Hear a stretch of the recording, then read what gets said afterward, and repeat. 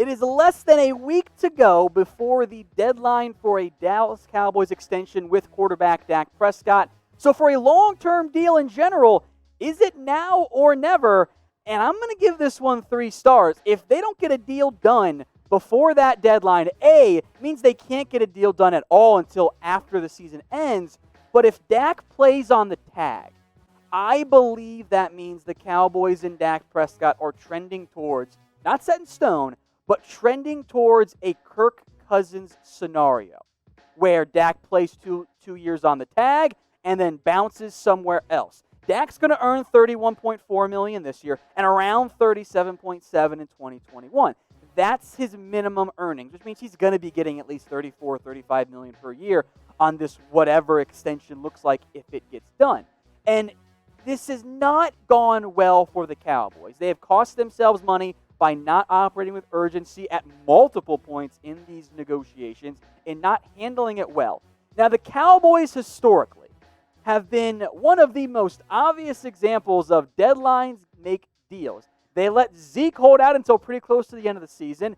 They let DeMarcus Lawrence go up near the franchise tag deadline. And not that long ago, when Dez Bryant signed, he literally signed his contract and got it faxed over with like 10 minutes to spare.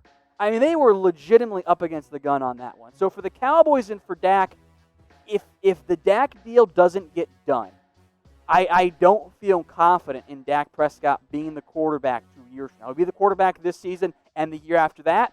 After that season, well, we saw what happened with Kirk Cousins. So predict for me in the comments section, does this Dak deal get done? If you had told me a year ago I'd be asking this question at this time, I wouldn't have believed you. I thought they were going to get it done in camp. Thought they were going to get it done before the season. The Cowboys thought the exact same thing.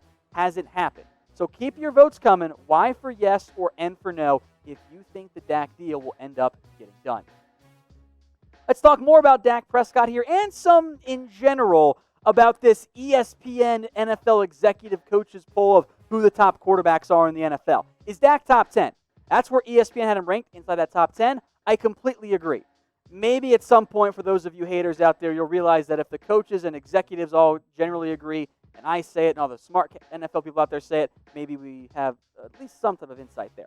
Now, ESPN polled 50 different executives and coaches and ranked Dak in the end. He was ranked 9th overall, had a high of 4, which is a little rich for me, and a low of 13.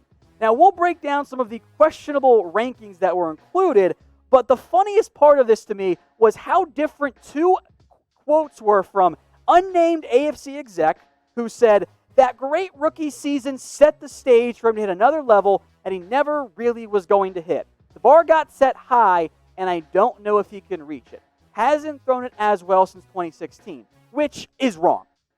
AFC coach, who, if he exists, clearly has watched Dak Prescott, and I think AFC exec was box score scouting, but AFC coach says the evolution of him is great. People said coming out he wasn't the most gifted rhythmic passer on timing, but he's really grown in that building. He's a pure pocket guy now with the ability to win with athleticism, and not a lot of quarterbacks out there are not. Which is crazy to me that AFC coach and AFC exec are on completely opposite spectrums. Now, this is just my theory, but there was an AFC exec who, A, ranked Patrick Mahomes 4th among quarterbacks and ranked Russell Wilson 9th. I am publicly demanding that ESPN reveal the names of these AFC executives and how they voted, because that man should not have a job in the NFL.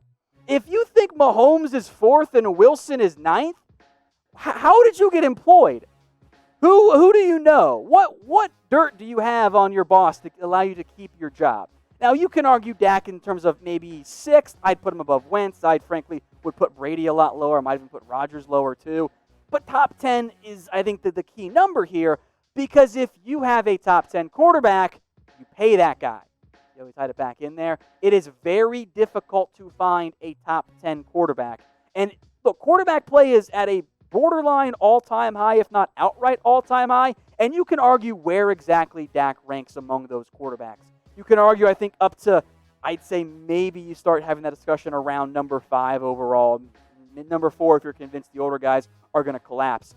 I don't put him as low as 13. Even if you include guys like Ryan and Stafford and Cousins, I'm still going to take Dak over those players. So rank Dak then among the NFL quarterbacks. And from the numbers we saw earlier, almost everyone had them at number 10. And maybe I think you put Mahomes ahead of him, Wilson ahead of him. I think you put Drew Brees for now ahead of him, Lamar Jackson in front of him. I'm going to put Watson in front of him. I'm curious how he fares without Hopkins. Then I'm probably going to put Dak in at number 6. And then I'm going to put Rodgers in, and I'll put Stafford near there too. I'm not going to put Wentz in there. Wentz can't stay healthy. And I see a lot of 7s, and I see a lot of 8s. And even if it's as low as 10, if you have a top 10 quarterback, pay that guy. Because in 2 years, when everyone else gets paid again, all of a sudden he's not even a top 5 highest paid quarterback. Just like Wentz is no longer a top 5 highest paid quarterback. Now, if you believe in Dak Prescott, well, now it's time to go get his jersey. Chatsports.com/Cowboys jersey. 25% off his and a whole bunch of other ones as well. They've got Zeke. We'll talk about him, by the way, in a little bit coming up on the show. Jalen Smith as well. Amari Cooper. All kinds of Cowboys jerseys, styles, colors, fits, whatever you're looking for. And by the way, they are official Nike jerseys. You will not find a cheaper Nike jersey than the one here at chatsports.com/Cowboys jersey. Now to some of the constant questions that I get that I think it's a good time to bring back up. Where's Randy Gregory? I don't know. Great question. Everyone who asks and everyone who writes me about it and puts tweets out and et cetera and writes articles about it, but don't know. I would love to give you the magical answer as to when Gregory's going to get reinstated, but we're way past the deadline of when things were supposed to happen. Now, to recap here, folks, ESPN, Todd Archer, who pretty much never gets this type of stuff wrong, unlike some out there, said Gregory filed for reinstatement on March 22nd. Now, that was when the report was. Maybe it came in before, but we'll call it March, okay? Normally, it's a 60-day window. So May 21st comes and goes, and you're supposed to get word from on Gregory. And now we've blown past June 21st, and now we're almost halfway to July 21st, and camp's almost here. It's weird, right? You would think that there'd be some type of update on Randy Gregory's status since Aldon Smith already got reinstated. Now, maybe the impact of coronavirus is playing a big role here.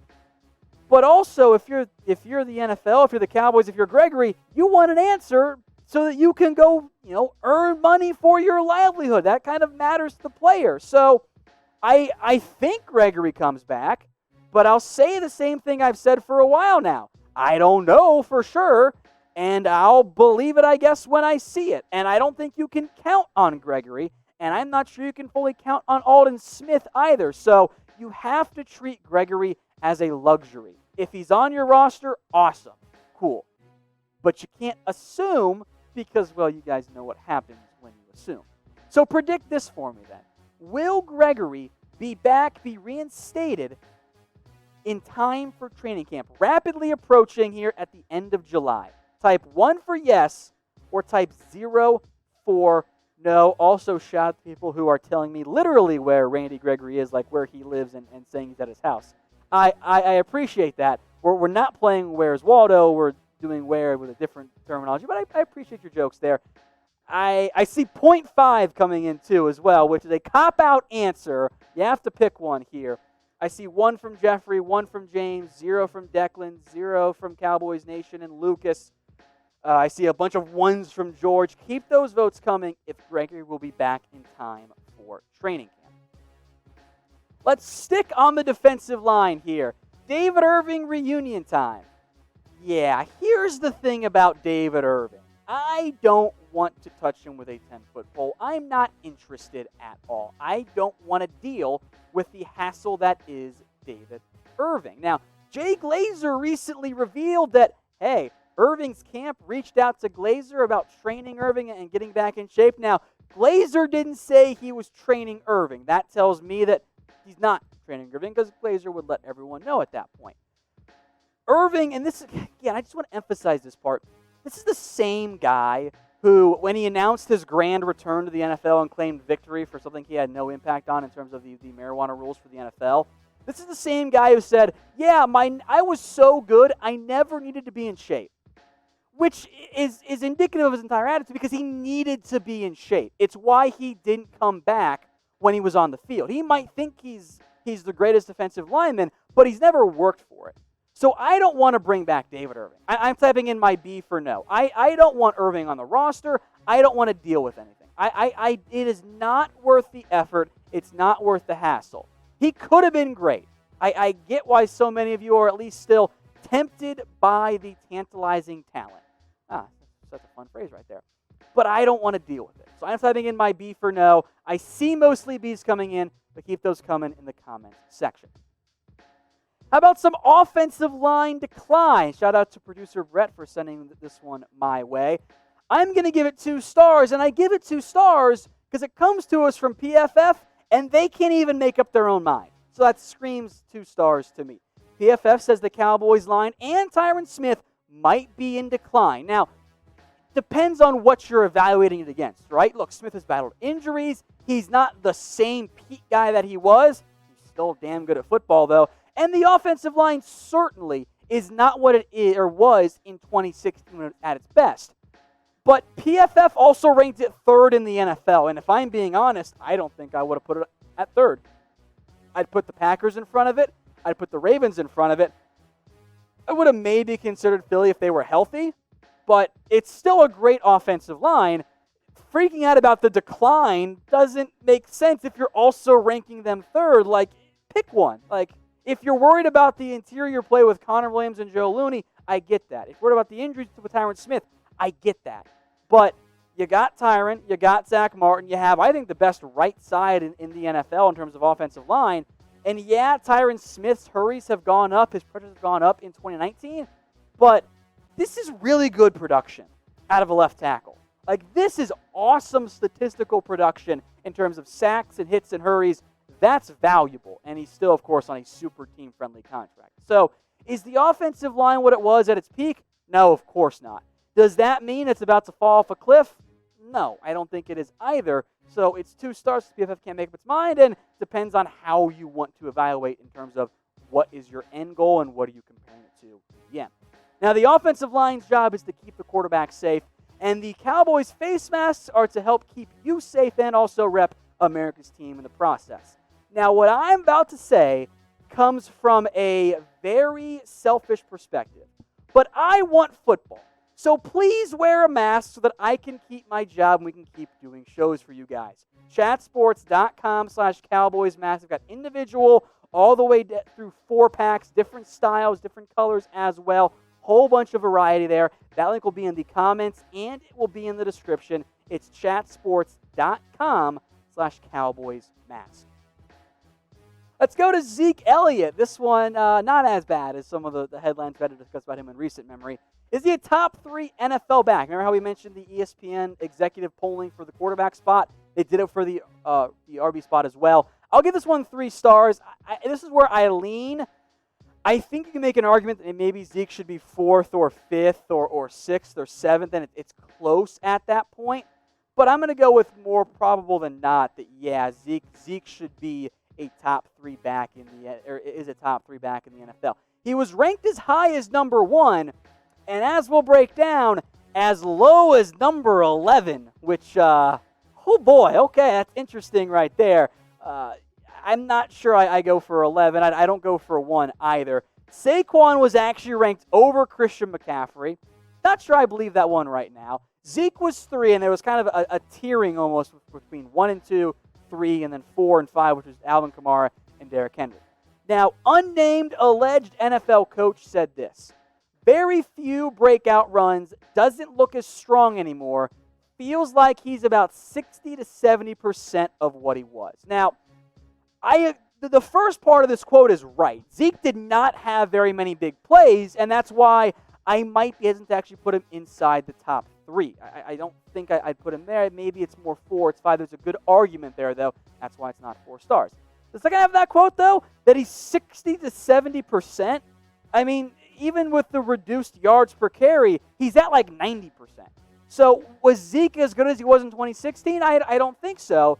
To say he's no longer a top 10 back, I actually disagree with that. Maybe he's top 5, not top 3. You're splitting hairs, though. Zeke remains one of the best backs in the NFL.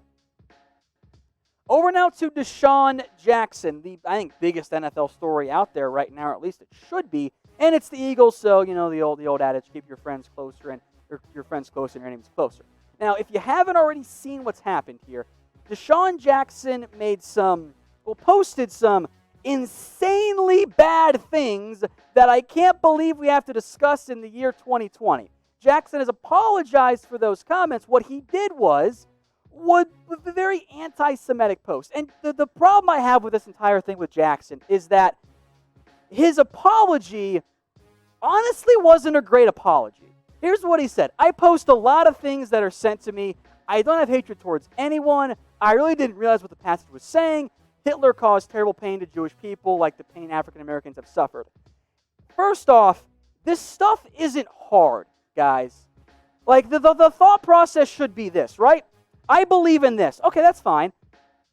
Whatever argument you're making, at no point should it be, you know what, I should quote Hitler.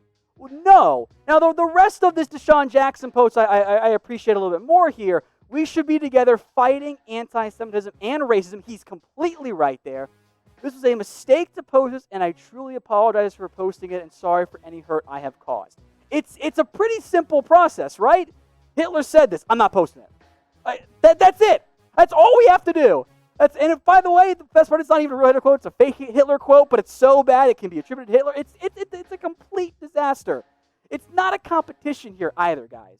Like, you don't have to try and compare the two plights between blacks and between Jewish people. Like, you can just be nice to people. Is that really so hard to do? Not be a jerk to other humans? Apparently it is, and frankly, I think there should have been more backlash against DeSean Jackson because, you know, he's out here quoting Hitler. Doesn't make sense to me. Hopefully this is the last time we have more of these incidents because people just decide to treat other people, you know, like human beings and are kind to each other. Hey Cowboys fans, thanks for watching the Cowboys Report. If you haven't already, click right here to subscribe to our channel for all the best Cowboys coverage on the internet. That's news, rumors, highlights, mailbags, film studies, and a whole lot more. And I'm making your lives a little bit easier as well with the next Cowboys Report video right here.